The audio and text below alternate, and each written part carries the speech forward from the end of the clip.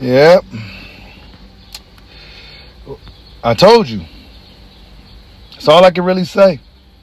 Is that I told you I might be losing my voice because I was screaming last night. I told you. I told you. I've been telling everybody for years that Terence Bud Crawford is the best fighter out there. That Terence Bud Crawford is a bad matchup for Errol, the Truth, Big Fish Spence Jr.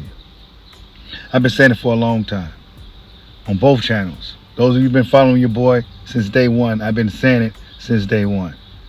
The Terence Bud Crawford is better than Errol Spence Jr. Terence Bud Crawford will beat Errol Spence Jr. Terence Bud Crawford will stop Errol Spence Jr. And Terence Bud Crawford did just that. Errol Spence Jr., one may say he only won one round in that fight. One may say he only won one round in that fight, y'all. Even if there was a rematch, Errol Spence would stand no chance. Terence Bud Crawford is probably about as dominant as a fighter that we've seen. I don't even believe Floyd Mayweather in neither run was this dominant as Terence Bud Crawford has been in his run. Very dominant, very, very dominant fighter. No close calls, no split decisions. Even in the biggest fight of his career against Errol Spence Jr., and on paper supposed to be his toughest fight of his career, he made it one of his easiest fights of his career. And now moving forward, Terence Bud Crawford is going to be regarded as one of the greatest of all time. Now where you got him placed is up to you. But Terence Bud Crawford, man, very impressive fighter. Very impressive performance. Now, what does this leave Errol Spence Jr.?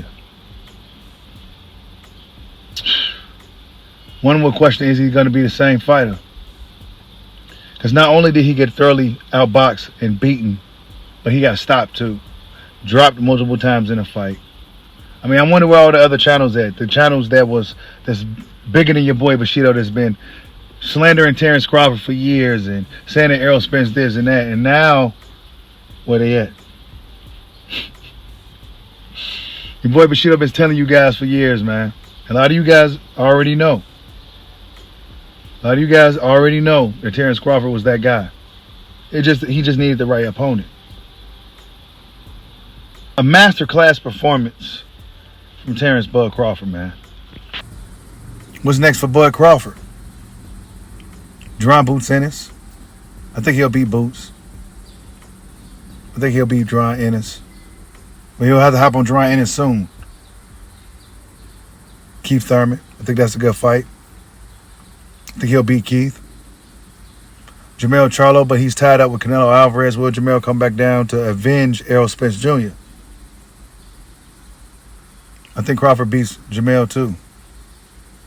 I'm really more confident now after seeing the way he handled Errol Spence. Errol Spence supposed to be this bigger guy. And Bud Crawford, it was nothing Spence did was a factor in that fight.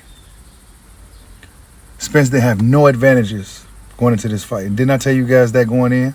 That he had only advantage he might have is a size advantage, and that's not necessarily an advantage. He's just a bigger target sometimes.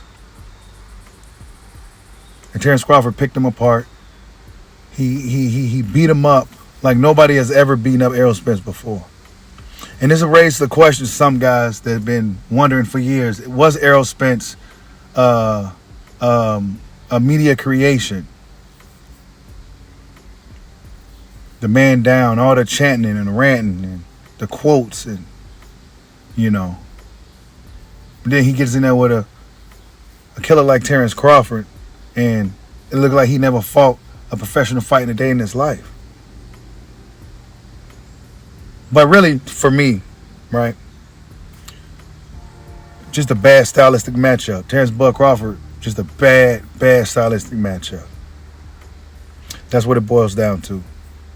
Bad stylistic matchup. I mean, Errol Spence believes that going into 154, if he has more of a chance, right at this point, one would imagine he's just looking for the money at this point. But I think the outcome would be the same, maybe even worse at 154 pounds. But I told a lot of you guys, man, a lot of you Spence fans, for years, I've been telling you, you didn't want to hit. Man down, man down, man down. Man down. Man down.